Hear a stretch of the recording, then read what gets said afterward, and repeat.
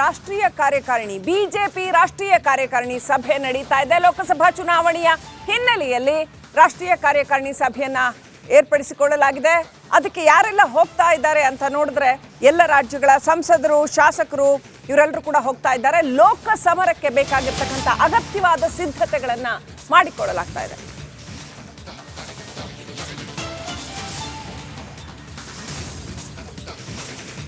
ಪಕ್ಷ ಸಂಘಟನೆ ಬಗ್ಗೆ ಈ ರಾಷ್ಟ್ರೀಯ ಕಾರ್ಯಕಾರಿಣಿಯಲ್ಲಿ ಚರ್ಚೆ ನಡೆಯುತ್ತೆ. ಸಭೆಯಲ್ಲಿ ಎಲ್ಲ ರಾಜ್ಯದ ಆಯ್ದ ಬಿಜೆಪಿ ನಾಯಕರು ಭಾಗಿಯಾಗ್ತಾರೆ.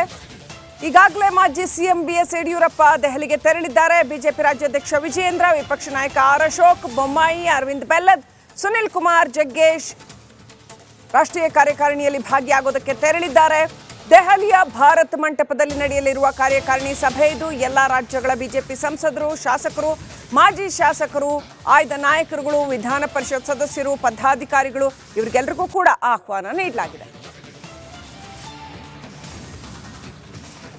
ಹಾಗಿದ್ರೆ ಏನೆಲ್ಲ ನಡೆಯುತ್ತೆ, ಯಾವೆಲ್ಲ ಮುನ್ನೆಚ್ಚರಿಕೆ ಕ್ರಮಗಳನ್ನ ಬಿಜೆಪಿ ಕೈಗೊಳ್ಳುತ್ತೆ, ಲೋಕಸಭಾ ಚುನಾವಣೆ ಹಿನ್ನೆಲೆಯಲ್ಲಿ ಯಾವ ರೀತಿಯಲ್ಲಿ ರಣತಂತ್ರವನ್ನ ಹೆಣೆಯಲಾಗುತ್ತೆ, ಪ್ರತಿ ಕ್ಷೇತ್ರವಾರು ಯಾವ ರೀತಿಯಲ್ಲಿ ಜವಾಬ್ದಾರಿಗಳನ್ನ ಹಂಚಲಾಗುತ್ತೆ, ಹಾಗೇನೆ ಯಾವೆಲ್ಲ ಸ್ಟ್ರಾಟಜಿ ಇವತ್ತು ರೂಪುಗೊಳ್ಳುತ್ತೆ.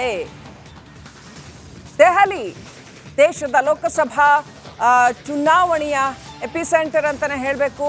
ಇವತ್ತು ಅಲ್ಲಿ ರಾಷ್ಟ್ರೀಯ ಕಾರ್ಯಕಾರಿಣಿ, ಬಿಜೆಪಿ ರಾಷ್ಟ್ರೀಯ ಕಾರ್ಯಕಾರಿಣಿ ನಡೀತಾ ಇದೆ. ಅದರಲ್ಲಿ ಪ್ರಮುಖ ನಾಯಕರುಗಳೆಲ್ಲರೂ ಕೂಡ ಭಾಗಿಯಾಗ್ತಾ ಇದ್ದಾರೆ.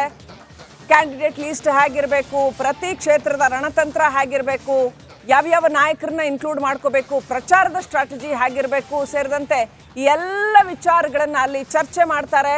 ಲೋಕಸಭಾ ಚುನಾವಣೆಯ ಹಿನ್ನೆಲೆಯಲ್ಲಿ ಯಾವ ರೀತಿ ಇಡೀ ಪಕ್ಷ ಸಿದ್ಧತೆಯನ್ನ ಮಾಡಿಕೊಳ್ಬೇಕು ಅನ್ನೋವಂಥದ್ದನ್ನ ಇವತ್ತು ಚರ್ಚಿಸಲಾಗುತ್ತೆ. ಬಿಜೆಪಿಯ ಪ್ರಮುಖ ನಾಯಕರೆಲ್ಲರೂ ಕೂಡ ಅಲ್ಲಿರ್ತಾರೆ.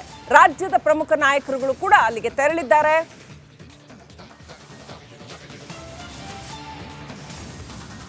ಇನ್ನಷ್ಟು ಅಪ್ಡೇಟ್ ಪಡ್ಕೊಳ್ಳೋಣ. ನಮ್ಮ ಪ್ರತಿನಿಧಿ ಸುರೇಶ್ ನೇರ ಸಂಪರ್ಕದಲ್ಲಿದ್ದಾರೆ. ಸುರೇಶ್, ಇದೊಂಥರ ಹೈ ವೋಲ್ಟೇಜ್ ಕಾರ್ಯಕಾರಿಣಿ ಅಂತಾನೆ ಹೇಳಬೇಕು. ಲೋಕಸಭಾ ಚುನಾವಣೆಯ ಎದುರಿನಲ್ಲಿ ತಂತ್ರವನ್ನ ರೂಪಿಸೋದಕ್ಕೆ ಬಿಜೆಪಿ ಕಾರ್ಯಕಾರಿಣಿ ಏನೆಲ್ಲ ಆಗಬಹುದು ಇವತ್ತಿನ ಸಭೆಯಲ್ಲಿ ಡೆಲ್ಲಿನಲ್ಲಿ?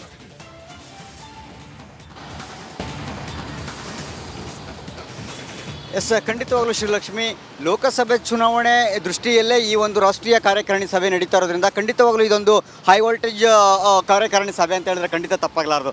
ಏಕೆಂತಂದರೆ ಇವತ್ತಿನ ಒಂದು ಸಭೆಯಲ್ಲಿ ಕೇವಲ ಇದು ರಾಷ್ಟ್ರೀಯ ಕಾರ್ಯಕಾರಿಣಿ ಸಭೆ ಆಗಿದ್ದರೂ ಕೂಡ ಇದರಲ್ಲಿ ಸಂಪೂರ್ಣವಾಗಿ ಲೋಕಸಭಾ ಚುನಾವಣೆಯ ಅಜೆಂಡವನ್ನು ಹೊತ್ತೇ ಇವತ್ತಿನ ಒಂದು ಕಾರ್ಯಕಾರಿಣಿ ಸಭೆ ನಡೀತಾ ಇರ್ತಕ್ಕಂಥದ್ದು.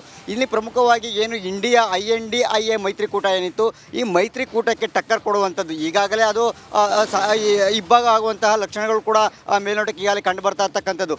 ಅದರ ಜೊತೆಗೆ ಇನ್ನು ಕೆಲವು ದಕ್ಷಿಣ ಭಾರತ ಏನಿದೆ, ಈ ದಕ್ಷಿಣ ಭಾರತದಲ್ಲಿ BJPಯನ್ನು ಭದ್ರಕೋಟೆಯನ್ನಾಗಿ ಮಾಡಿಸಿಕೊಳ್ಳುವಂಥದ್ದು ಕೂಡ ಈ ರಾಷ್ಟ್ರೀಯ ಕಾರ್ಯಕಾರಿಣಿ ಸಭೆಯ ಒಂದು ಭಾಗ ಆಗಿರ್ತಕ್ಕಂಥದ್ದು. ಕನಿಷ್ಠ 250 ಸೀಟ್ಗಳು ಆದರೂ ಕೂಡ ಅಂದರೆ 180ರಿಂದ 200 ಸೀಟ್ಗಳು ಆಸುಪಾಸಿನಲ್ಲಿ ಗೆಲ್ಲಲೇಬೇಕು ದಕ್ಷಿಣ ಭಾರತದಲ್ಲಿ ಅಂತಕ್ಕಂತಹ ಒಂದು ಟಾರ್ಗೆಟ್ ಕೂಡ ಇರತಕ್ಕಂಥದ್ದು. ಇದು ನಮಗೆ ಒಂದಷ್ಟು ಆಪ್ತ ಮೂಲಗಳಿಂದ ತಿಳಿದು ಬಂದಿರುವಂತಹ ಮಾಹಿತಿಗಳು. ಈ ಒಂದು ಟಾರ್ಗೆಟನ್ನು ರೀಚ್ ಆಗುವ ದೃಷ್ಟಿಯಲ್ಲಿ ದಕ್ಷಿಣ ಭಾರತದಲ್ಲಿ ಇರತಕ್ಕಂಥ ಎಲ್ಲ ರಾಜ್ಯಗಳ ಪ್ರಮುಖರು ಕೂಡ ಅವರಿಗೆ ಇವತ್ತಿನ ಒಂದು ಪ್ರಮುಖವಾಗಿ ಒಂದು ಟಾಸ್ಕನ್ನು ಕೊಡುವಂಥ ಸಾಧ್ಯತೆಗಳು ಕೂಡ ಇರತಕ್ಕಂಥದ್ದು. ಇನ್ನು ಇದರೊಟ್ಟಿಗೆ ಏನು ಈಗಾಗಲೇ ಈ ಕಾಂಗ್ರೆಸ್ ಆಡಳಿತಾರೂಢ ಏನು ಕರ್ನಾಟಕ ಉದಾಹರಣೆಗೆ ತಗೊಳ್ಳೋದಾದರೆ ಇಲ್ಲಿ ಯಾವ ರೀತಿಯಾಗಿ ಇಲ್ಲಿ ಕಾಂಗ್ರೆಸ್ ನಾಯಕರಿಗೆ ಟಕ್ಕರನ್ನು ಕೊಡಬೇಕು ಮತ್ತು ಯಾವ ರೀತಿ ಅಭ್ಯರ್ಥಿಗಳ ಆಯ್ಕೆ ಆಗಬೇಕು ಅಂತಕ್ಕಂತಹ ಒಂದು ಮಾತುಕತೆಗಳು ಕೂಡ ಇಲ್ಲಿ ಒಂದು ಸಲಹೆ ಸೂಚನೆಗಳನ್ನು ಕೂಡ ಇವತ್ತಿನ ಕಾರ್ಯಕಾರಿಣಿಯಲ್ಲಿ ನೀಡುವಂಥದ್ದು. ಇವತ್ತಿನ ಮೊದಲನೇ ಭಾಗವಾಗಿ ಅಧ್ಯಕ್ಷರು ಸೇರಿದಂತೆ ಅಮಿತ್ ಶಾ ಅವರು ಇವತ್ತು ಕಾರ್ಯಕಾರಿಣಿಯನ್ನು ಉದ್ದೇಶಿಸಿ ಮಾತನಾಡುವಂತಕ್ಕಂಥದ್ದು. ನಾಳೆಯ ದಿನ ಪ್ರಧಾನಿ ನರೇಂದ್ರ ಮೋದಿ ಅವರು ಕೂಡ ಈ ಕಾರ್ಯಕಾರಿಣಿಯಲ್ಲಿ ಭಾಗಿಯಾಗುವಂತಹ ಸಾಧ್ಯತೆಗಳಿದೆ.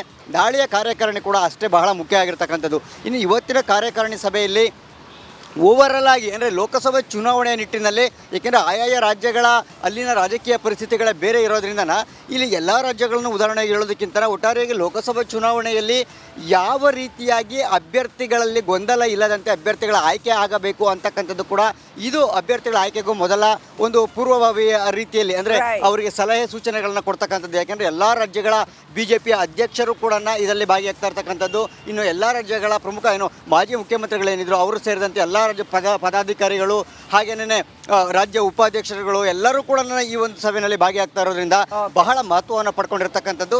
ಜೊತೆಗೆ ಈ ಬಾರಿ ಶತಾಯಗತಾಯ ಮತ್ತೆ ಪ್ರಧಾನಿ ನರೇಂದ್ರ ಮೋದಿ ಅವರ ಕೈಯನ್ನು ಬಲಪಡಿಸುವ ನಿಟ್ಟಿನಲ್ಲಿ ಈ ಒಂದು ಕಾರ್ಯಕಾರಿಣಿಯನ್ನು ಹಮ್ಮಿಕೊಂಡಿರ್ತಕ್ಕಂಥದ್ದು. Shrilakshmi, thank you Suresh ಡೀಟೇಲ್ಸ್ಗಾಗಿ.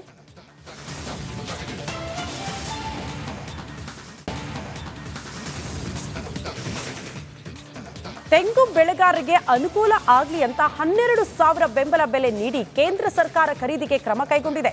ಆದರೆ ನಾಫೆಡ್ ಅಧಿಕಾರಿಗಳು ವರ್ತಕರ ಜೊತೆ ಕೈ ಜೋಡಿಸಿ ರೈತರಿಗೆ ದೋಖಾ ಮಾಡ್ತಿದ್ದಾರೆ. ಈ ಕುರಿತ 1 ಮಿನಿಟ್ ರಿಪೋರ್ಟ್ ಇದೆ, ಬನ್ನಿ ನೋಡ್ಕೊಂಡು ಬರೋಣ. ಈಗಾಗಲೇ ಕೇಂದ್ರ ಸರ್ಕಾರ ತೆಂಗು ಬೆಳೆಗಾರರಿಗೆ ಅನುಕೂಲವಾಗಲಿ ಅಂತ ನಫೆಡ್ ಮೂಲಕ ಬೆಂಬಲ ಬೆಲೆ ಮೂಲಕ 1 ಕ್ವಿಂಟಾಲ್ಗೆ 13,500 ನೀಡಿ ರೈತರಿಂದ ಕೊಬ್ಬರಿ ಖರೀದಿಗೆ ಈಗಾಗಲೇ ಅನುಕೂಲವನ್ನು ಮಾಡಿಕೊಟ್ಟಿತ್ತು. ಆದರೆ ಇದರಲ್ಲಿ ಸಾಕಷ್ಟು ಗೋಲ್ಮಾಲ್ ಆಗಿದೆ ಮತ್ತು ರೈತರಿಗೆ ಸೇರಬೇಕಾದ ಕೊಬ್ಬರಿಯ ಬೆಲೆಯ ಹಣ ದಲ್ಲಾಳಿಗಳಿಗೆ ವರ್ತಕರಿಗೆ ಸೇರಿದೆ ಅನ್ನುವ ನೇರ ಆರೋಪವನ್ನು ಈಗಾಗಲೇ ಹಾಸನದ ಸಂಸದ ಪ್ರಜ್ವಲ್ ರೇವಣ್ಣ ಅವರು ದಿಶಾ ಸಭೆಯಲ್ಲಿ ನೇರವಾಗಿ ಹೇಳಿರುವಂಥದ್ದು. ಜೊತೆಗೆ ಇದು ಸಾಬೀತು ಮಾಡಲಿಕ್ಕೆ ತನ್ನ ಹತ್ರ ಎಲ್ಲ ದಾಖಲೆಗಳಿದೆ ಅನ್ನುವಂಥ ಮಾತನ್ನು ಹೇಳಿದ್ದಾರೆ.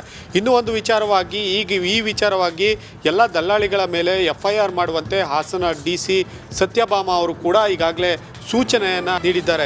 ಈ ಸಂಬಂಧ FIR ಆಗಿ ನಫೆಡ್ನ ಅಧಿಕಾರಿಗಳಿರ್ಬೋದು, ಸಿಬ್ಬಂದಿಗಳಾಗಿರ್ಬೋದು, ಅವರ ತಲೆ ಮೇಲೆ ಈಗ ತೂಗುಗತ್ತಿ ತೂಗ್ತಾ ಇರುವಂಥದ್ದನ್ನು ಗಮನಿಸ್ಬೋದಾಗಿದೆ. ಸದ್ಯ ಇದಕ್ಕಾಗಿ ರೈತರಿಗೆ ನ್ಯಾಯ ಸಿಗಬೇಕು ಅನ್ನುವಂತಹ ಬಲವಾದ ಕೂಗು ಕೂಡ ಎದ್ದಿರುವಂಥದ್ದು. ಕ್ಯಾಮ್ರಾ ಪರ್ಸನ್ ಕಾರ್ತಿಕ್ ಜೊತೆ ಕುಶ್ವಂತ್.